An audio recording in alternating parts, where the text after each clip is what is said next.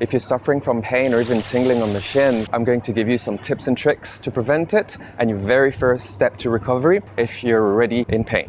Salut, c'est Stéphane from Safe Motions.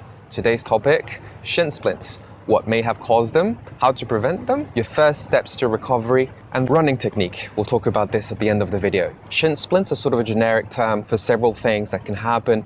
Pain or tingling along the inside, behind the shin bone, or on the outside, and sometimes in front. In today's video, we're going to focus on the pain on the inside. Shin splints on the inside are called medial tibial stress syndrome, and it's some form of bone injury. It's not really a muscle problem. This happens when a set of muscles that control the ankle keep on pulling on the shin bone. It's very important that you make sure that it's not a stress fracture.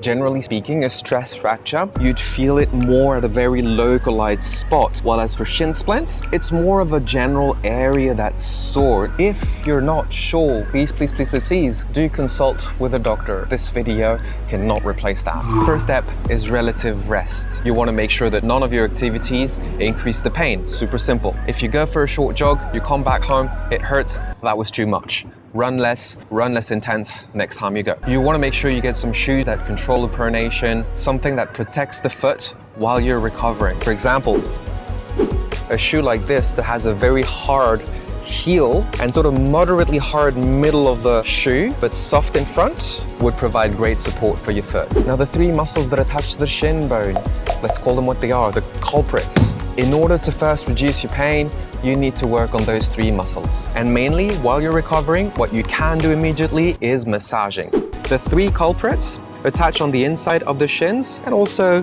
a little bit on the outside. So you don't want to neglect any of those areas, even though your pain might just be located within this region. One tool that I really like is a spoon. You don't need to, but you can dip the spoon in a little bit of water or some massage oil so that you get a little bit of glide. So what you do is just press and glide that spoon along the area that's right behind your shin. You can also work on the areas that are a little bit more sore all along that line. And you can massage the other side. Just make sure you don't massage the bones. There's no point. Another way you can do it is using one of those massage balls and just apply it to the same areas. So right here and on the inside.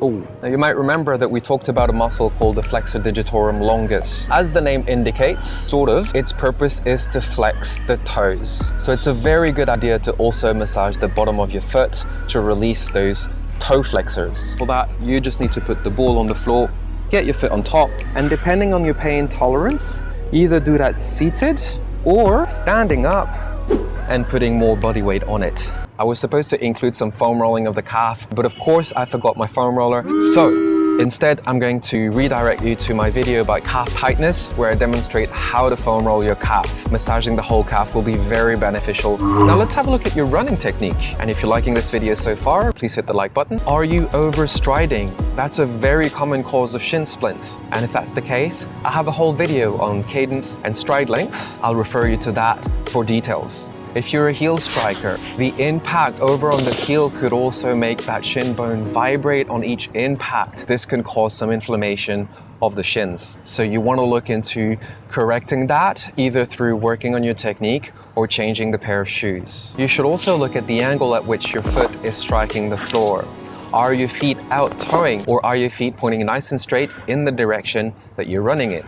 If you've changed to forefoot striking, then you must strengthen your toes, your calves, and the plantar surface of your foot. But we'll keep all the stretching and the strengthening for the next video. So stay tuned, and in the meantime, have a wonderful day. À bientôt!